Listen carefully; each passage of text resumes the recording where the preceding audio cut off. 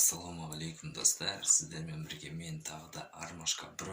Достар, біз қайтадан каналға оралдық. Каналға оралуымыздың бір себебі маған небір түрлі комментариялар, сообщениялар келіп жатыр. Яғни өздеріңіз естеріңізде болса, осыдан бірнеше жыл бұрын біздің Аягөз қаласында мектеп оқушысы әжетханада асылып өлген болатын.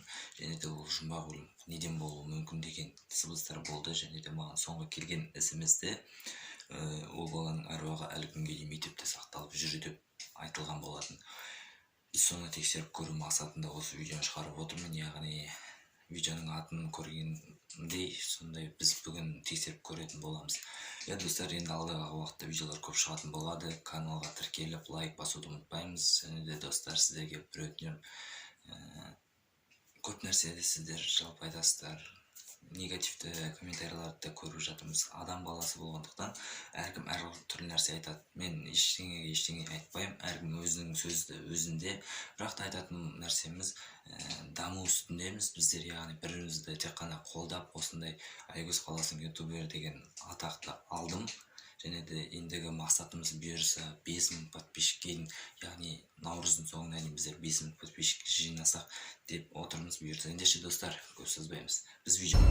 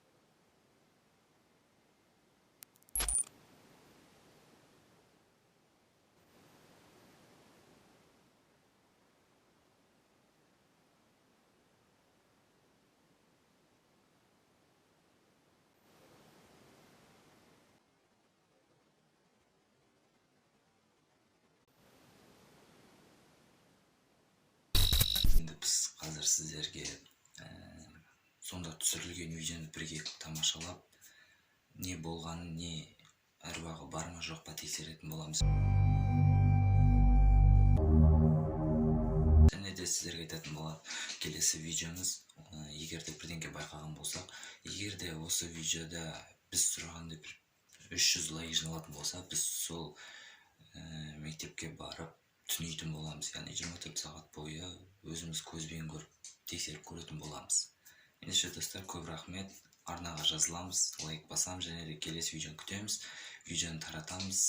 Қош сау болыңыздар.